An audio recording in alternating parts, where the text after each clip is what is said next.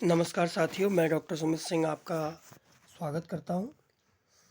आज मैं फिर से आपके सामने हिंदी साहित्य के आदिकाल से संबंधित कुछ महत्वपूर्ण प्रश्न लेकर उपस्थित हुआ हूं।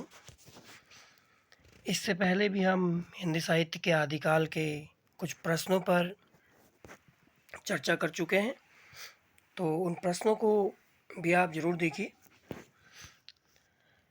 तो प्रारंभ करते हैं आज की वीडियो। देखिए, पहला प्रश्न है, पाहुड़ दोहा के रचयिता हैं?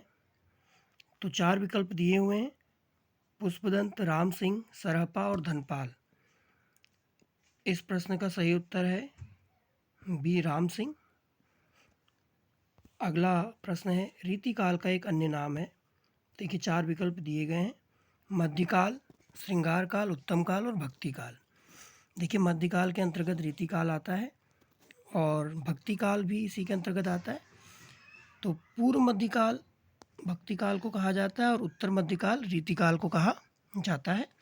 और रीतिकाल का एक अन्य नाम श्रृंगार काल भी है, तो बी इसका सही उत्तर हो जाएगा। अगला प्रश्न है, भविष्यत कहा के रचनाकार हैं? अब्दुल रहमान, रहीम, स्वयंभू और धनपाल। तो देखिए, विकल्प डी इसका सही उत्तर है, धनपाल। अगला प्रश्न देखेंगे, हिंदी साहित्य का आलोचनात्मक इतिहास लिखा है? हिंदी साहित्य का आलोचनात्मक इतिहास डॉक्टर शिव कुमार मिश्र, डॉक्टर गोविंद त्रिगुणायत, गणपति चंद्रगुप्त और डॉक्टर रामकुमार वर्मा। तो विकल्प डी इसका सही उत्तर है, डॉक्टर रामकुमार वर्मा के द्वारा हिंदी साहित्य का आलोचनात्मक इतिहास ग्रंथ लिखा गया है। अगला प्रश्न है, वर्ण रत्नाकर के रचयिता हैं? तो वर्ण रत्नाकर ग्रंथ के रचयिता हैं जगन्नाथ दास। तो विकल्प ए इसका सही उत्तर हो जाएगा। अगला प्रश्न देखेंगे, हिंदी का प्रथम महाकाव्य? विसलदेव रासो, पृथ्वीराज रासो, परमाल रासो और खुमान रासो। तो देखिए, हिंदी साहित्य का प्रथम महाकाव्य कहा जाता है पृथ्वीराज रासो को। तो विकल्प बी इसका सही उत्तर हो जाएगा, पृथ्वीराज रासो, जिसे हिंदी का प्रथम महाकाव्य कहा जाता है। अगला प्रश्न अत्यंत महत्वपूर्ण है, श्रावकाचार के रचयिता हैं? देवसेन, धनपाल, राम सिंह और जोइंदू कवि। तो सही उत्तर है देवसेन, तो विकल्प ए सही उत्तर हो जाएगा। अगला प्रश्न देखेंगे, निम्नलिखित में से कौन सी रचना हिंदी मैथिली में है? तो देखिए, पदावली, वर्ण रत्नाकर, राउलवेल और प्राकृत पेंगलम दिया हुआ है। तो हम जानते हैं पदावली विद्यापति की रचना है और यही मैथिली भाषा में, इसीलिए इसी रचना के कारण विद्यापति को मैथिल कोकिल कहा जाता है। तो विकल्प ए सही उत्तर हो जाएगा। अगला प्रश्न देखेंगे, आदिकाल में किस प्रकार के साहित्य की रचना अधिक हुई? तो देखिए, जैन साहित्य, सिद्ध साहित्य, नाथ साहित्य और रासो साहित्य। तो हम जानते हैं आदिकाल को रामचंद्र शुक्ल ने वीर गाथा काल कहा था, और क्योंकि वीर काव्य सर्वाधिक इस काल में लिखे गए और जो वीर काव्य लिखे गए हैं उन्हीं को रासो साहित्य के अंतर्गत रखा जाता है। तो इस प्रकार से सबसे अधिक रचनाएं जो हुई थी आदिकाल में रासो साहित्य की हुई थी। तो विकल्प डी सही उत्तर इसका हो जाएगा। अगला प्रश्न है, सिद्धों की संख्या बताई गई है 84, 64, 34 और 86। तो सही उत्तर है 84। 9 नाथ और 84 सिद्ध प्रसिद्ध हैं, तो इसलिए सिद्धों की संख्या 84 बताई गई है।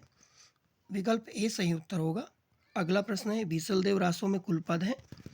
इसका सही उत्तर है विकल्प सी, 125 बीसलदेव रासों के कुल पद हैं 125। तो अगला प्रश्न देखेंगे, कन्हप्पा ने कुल ग्रंथ लिखे हैं? तो देखिए, 16, 35, 70 और 74। तो कन्हप्पा के द्वारा कुल ग्रंथ लिखे गए हैं 74 माने जाते हैं, 74। तो विकल्प डी सही उत्तर हो जाएगा। अगला देखिए, खुमान रासों की प्रमाणित प्रति कहाँ रखी गई है? तो खुमान रासों की प्रमाणित जो प्रति है वो रखी गई है पुणे संग्रहालय में। तो विकल्प ए इसका सही उत्तर हो जाएगा। अगला प्रश्न है, विजयपाल रासो की भाषा? विजयपाल रासो की भाषा है अभ्रंश। तो सी इसका सही उत्तर हो जाएगा, विकल्प सी, अभ्रंश। अगला प्रश्न देखेंगे, विद्यापति किस मत के अनुयायी थे? सूफी, शैव, वैष्णव और शाक्त। तो देखिए, विद्यापति शैव के अनुयायी माने जाते हैं, शैव मत के, तो विकल्प बी इसका सही उत्तर हो जाएगा। अगला प्रश्न है, छंदों का अजायब घर कौन सा ग्रंथ कहलाता है? परमाल रासो, बीसलदेव रासो, खुमान रासो और पृथ्वीराज रासो। तो विकल्पों के अनुसार विकल्प डी पृथ्वीराज रासो इसका सही उत्तर होगा। छंदों का अजायब घर इसे कहा जाता है। इसके अलावा केशवदास की रचना है रामचंद्रिका, इसे भी इसी प्रकार संबोधित किया जाता है, परंतु यहाँ पर विकल्पों के अनुसार पृथ्वीराज रासो सही उत्तर होगा, क्योंकि इसको भी छंदों का अजायब घर कहा जाता है। तो साथियों, ये प्रश्न आगामी प्रवक्ता भर्ती की परीक्षाओं के लिए और हिंदी साहित्य से संबंधित परीक्षाओं के लिए अत्यंत महत्वपूर्ण है। तो मिलते हैं अगली वीडियो में कुछ और अन्य महत्वपूर्ण प्रश्नों के साथ। तब तक के लिए नमस्कार।